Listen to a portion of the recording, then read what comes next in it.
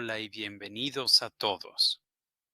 Soy el Dr. David Litua. Hoy vamos a hablar del capítulo 3 de mi libro, Jesús Deus.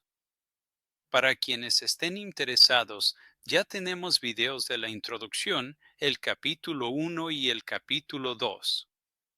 Los invito a que los vean para ponerse al corriente. Estos videos fueron hechos específicamente para quienes están interesados en el libro o una introducción a manera de adelanto con miras a comprar el libro. Mientras que para todos ustedes que ya compraron el libro, pueden usar estos videos a manera de guía para los puntos principales. Esto para que no se pierdan con tantos detalles, y espero que eso haga que entiendan mejor cada uno de los capítulos. Así que, sin más preámbulos, gracias a todos por unirse y comencemos con el video. El capítulo 3 de Jesús Deus se llama Deus est Iuvare, Milagros, Moral y Evergetismo en contra Kelsum de Orígenes. Así o más rimbombante.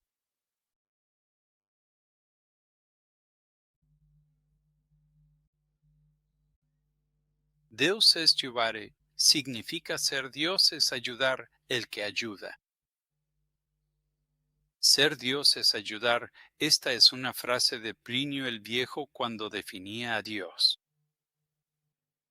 Este libro trata sobre qué era lo que pensaban los antiguos sobre Dios y que creían que era un Dios, y por tanto, Deus est Iuvare trata sobre esa parte de la divinidad relacionada con la beneficencia, que es dar o proveer dones o beneficios.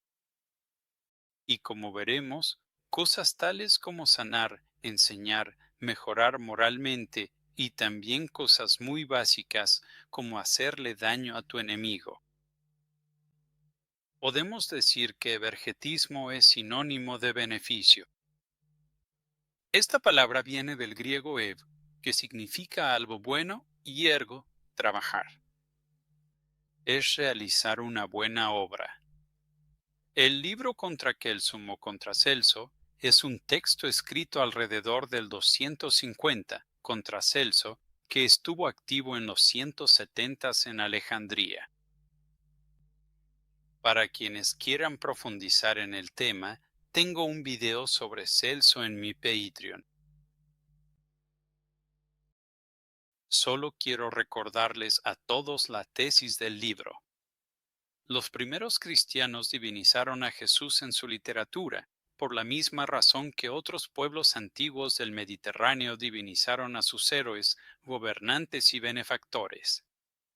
En este sentido, Jesús no era precisamente único, y es importante tenerlo en cuenta. Y entender la lógica de lo que considero la deificación discursiva o literaria de Jesús, es decir, la descripción completa de Jesús como un ser divino. En el capítulo 1 comenzamos con la primera experiencia de Jesús en la vida humana, que es su concepción y nacimiento. En cuanto a la tesis de este capítulo, sostengo que Celso y Orígenes empleaban concepciones sorprendentemente similares de la divinidad, a pesar de sus desacuerdos sobre cómo debía manifestarse esa divinidad. Orígenes era cristiano y Celso el crítico del cristianismo. En realidad, los apologetas están de acuerdo sobre lo que es un Dios a un nivel profundo y están haciendo argumentos y dialogando entre ellos basándose en esos acuerdos estructurales profundos. Espero que mientras avanzan por este capítulo, que es bastante largo y tiene unos cuantos recovecos, mantengan presente esta tesis fundamental y la tomen como el hilo conductor de todo lo que sigue. Uno de los antecedentes culturales más importantes que todos deben entender es un desarrollo filosófico y literario llamado ebemerismo. A veces, a Ebémero se le llama ateo.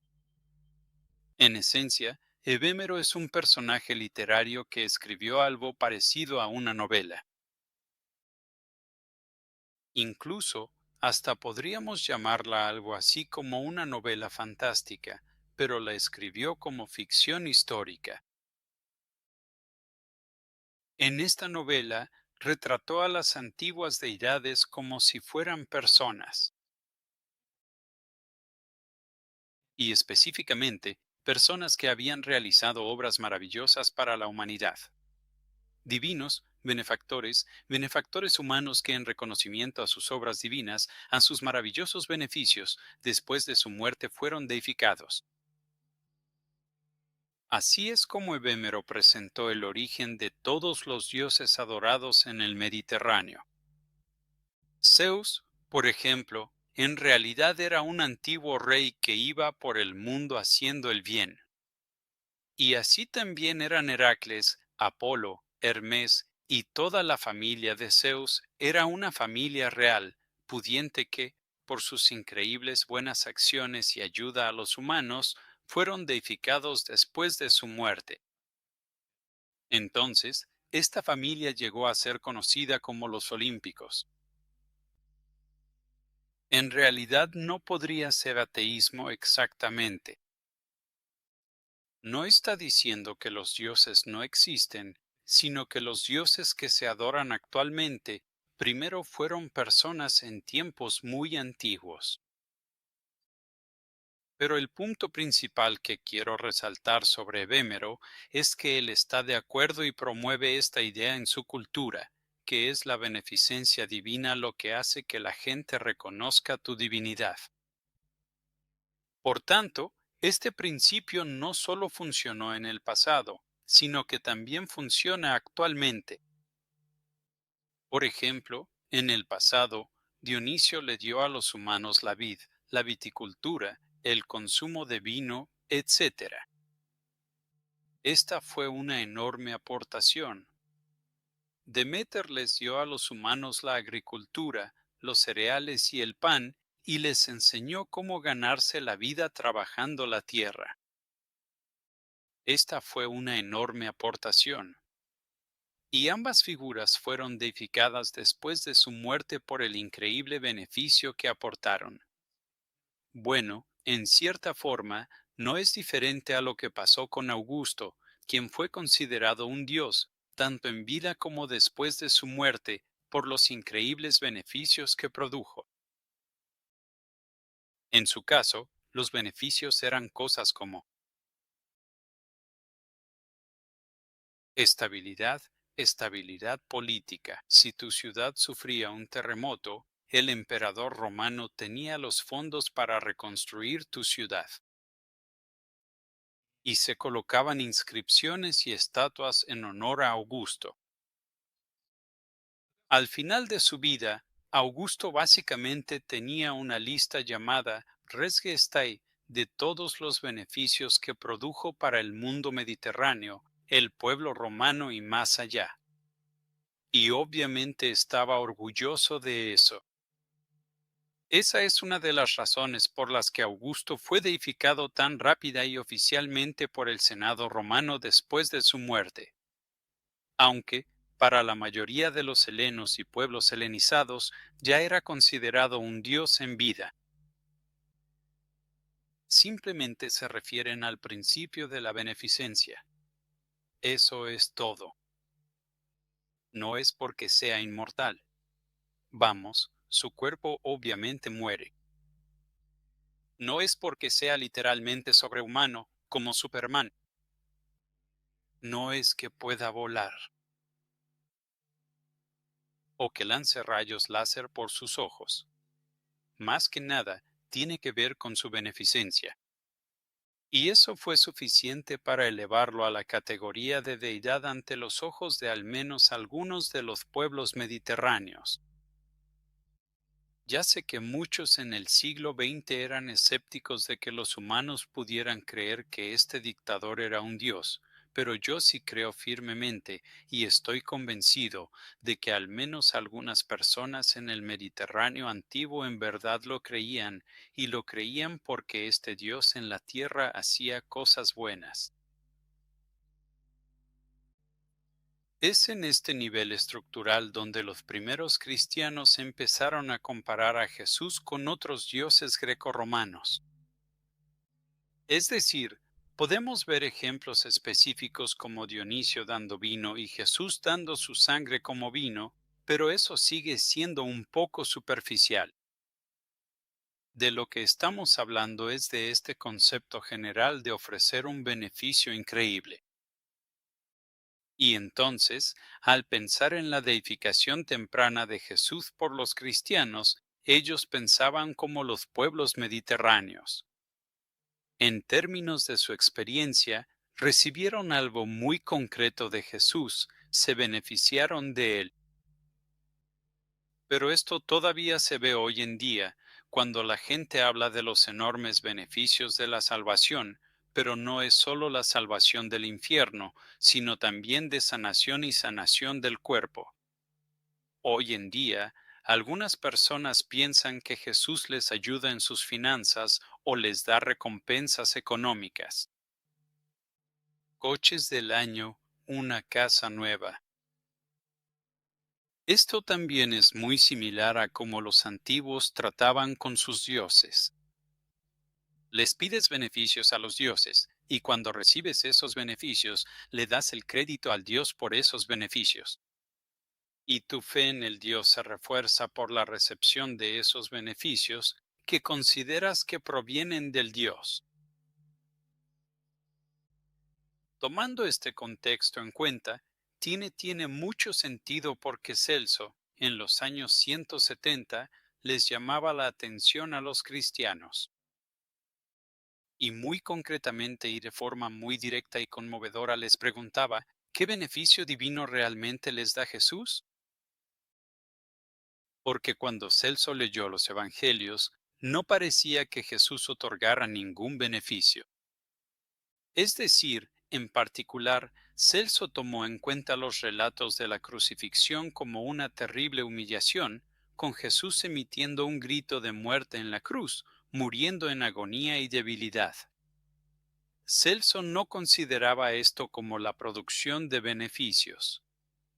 Pero cuando Orígenes le responde a Celso, precisamente también destaca ese punto. Sí, los cristianos ven a Jesús como un benefactor divino, igual que otros pueblos del Mediterráneo ven a sus dioses Apolo, Dionisio, Deméter como benefactores divinos. Y los beneficios de Jesús venían de sus milagros, sanar a los cojos y ciegos, caminar sobre el agua, proteger a la gente de las tormentas, alimentarlos, etcétera, etcétera. Pero para Orígenes, incluso para él, todos estos eran milagros del pasado. Y lo que se necesitaba era algo concreto, algo que los cristianos de su época también experimentaran. Orígenes insistía mucho en que el principal milagro de Jesús era uno continuo, que Jesús hacía buenas a las personas. Rehabilitaba criminales, por así decirlo, o individuos de baja reputación que se convertían al cristianismo. Y hoy todavía se escucha este tipo de argumento, donde la gente atribuye a Jesús o a alguna otra deidad el haberlos ayudado a salir de una adicción a las drogas o el haberlos salvado de una crisis financiera y el haberlos llevado a pensar en cosas más serias, digamos. También volverse más orientados a la familia y convertirse en mejores padres o en mejores madres o mejores hermanas o mejores hermanos. Es este tipo de cosas las que Orígenes señalaba. Por otra parte, obviamente hoy podríamos querer argumentar en contra de Orígenes que ser cristiano no necesariamente implica una mejora moral. Y también, si nos vamos a casos todavía más extremos, incluso podríamos argumentar el abuso sexual de menores por parte de sacerdotes católicos romanos. Y claro que debe haber excepciones. Pero siendo justos, El punto de Orígenes era que, en términos generales, los cristianos eran mejores personas que sus vecinos porque eran más generosos, eran más caritativos, estaban más interesados en ayudar, eran más hospitalarios. Y son estas virtudes las que él enfatizaba como el beneficio que Jesús le dio al mundo. Es muy importante que tomemos en cuenta que Orígenes no está inventando cosas. No está siendo completamente innovador aquí en cuanto a su comprensión de cuáles son los principales beneficios divinos. Esto que dice es en realidad una adaptación de algo que los estoicos ya habían dicho cientos de años antes de Orígenes. Es decir, que el beneficio primordial de las deidades no es que tengan fuerza sobrehumana, o que tal vez puedan atravesar paredes, caminar sobre el agua o lo que se les venga a la mente. Como sea, es que producen virtud, demuestran y ejemplifican la virtud, y producen virtud en otras personas, se convierten en paradigmas de virtud. Y esto se llama apoteosis diaptinaretin, o deificación a través de la virtud, por causa de la virtud. En esencia, la virtud viene de la palabra latina virtus, que significa hombría. Pero su significado se amplió y fue moralizado por los estoicos, de modo que se enfocó principalmente en el ámbito moral. Esta es la innovación que Orígenes adapta en su contraataque a Celso. Por ejemplo, tenemos a Herodoro, un escritor antiguo influenciado por los estoicos. Él alegorizó la vida de Heracles, o por lo menos episodios de la vida de Heracles. Recordarán que Heracles es este gran hombre fuerte, por así decirlo, este superhombre de la antigua Grecia que realizó 12 trabajos. Y uno de estos trabajos fue tomar las manzanas doradas de las Hespérides. Esto ocurrió en África, donde había un árbol con manzanas doradas, el cual estaba custodiado por una serpiente. Estoy seguro que esto les recuerda a la historia del jardín del Edén. Según el relato, Heracles venció a la serpiente y tuvo éxito una vez que tomó las manzanas doradas. Lo que hicieron Herodoro y otros fue alegorizar este relato. Y él estaba consciente y usó el relato para darle un nuevo significado moral. Él identificó a la serpiente como lo que él llamaba el razonamiento variado de la pasión amarga, y el garrote con el que Heracles venció a la serpiente es la filosofía. El segundo implica autodisciplina. La piel de león que llevaba puesta no se refiere a una piel literal, sino a su naturaleza virtuosa. Y las 3 manzanas que consigue son todas virtudes: dominio de la ira, dominio del amor al dinero y dominio del amor al placer. Y con estas virtudes, Heracles se convirtió en un buen hombre. La moraleja de la historia es justamente esa. Heracles es el ejemplo de que se trata de alcanzar cierto nivel de moralidad, que te vuelvas más moral. Pero no tiene nada que ver con que matara a una serpiente a garrotazos. El punto es que dominó sus propias pasiones y emociones violentas para dominarse a sí mismo. Esa es la moraleja. Y este tipo de interpretaciones estoicas de la mitología han estado presentes durante cientos de años antes de Orígenes. Es importante tener en mente esto para el contexto intelectual. En resumen, Orígenes específicamente está adoptando y adaptando este énfasis estoico en la deificación a través de la virtud moral. Este sería el gran beneficio. Este es el único beneficio importante que verdaderamente edifica a las personas. Puedes ser muy grande y fuerte, disparar rayos láser por tus ojos, pero si no eres bueno, y si no eres un ejemplo de bondad, entonces para Orígenes no vales nada. Porque lo que te hace un Dios son los actos morales, las buenas acciones. Y eso es lo que te va a permitir ascender al cielo, ser elevado al cielo, por así decirlo. Y en este sentido, él está completamente de acuerdo con su cultura filosófica. Orígenes dijo tantísimas cosas. Y en relación a este punto, la verdad es que les recomiendo ampliamente que consigan Contra Kelsum de Orígenes. Hay una traducción de Henry Chadwick. También hay una edición de bolsillo de Cambridge. Consíganla si pueden. Pero les voy a dejar esta cita a manera de muestra y para resumir el tema. Las cosas que le hicieron a Jesús no están en conflicto con la noción aceptada de Dios. Orígenes dice que él soportó, como lo haría el hombre perfecto, lo que debe soportar un hombre que hace todo lo posible en favor de toda la familia humana y también de los seres racionales. No hay nada objetable en ese hecho. Aquí está el punto apologético, que un hombre murió y que su muerte debe ser tomada como ejemplo de la manera en que se debe morir, por el bien de la religión. Cierro cita. Así que, aunque Celso señala que la forma en que murió Jesús es una vergüenza terrible y una humillación para el cristianismo, Orígenes le da un revés a esto. Y aquí viene la parte creativa. Jesús se convierte en un modelo de cómo morir noblemente. Y eso encaja plenamente dentro de la tradición de la muerte noble. Existe un libro sobre el tema por James Tabor, Una muerte noble. También tiene un coautor, pero no recuerdo el nombre en este momento.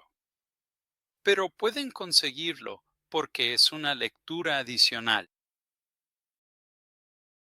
Insisto, leer Contra Kelsum como fuente textual primaria es todavía más importante.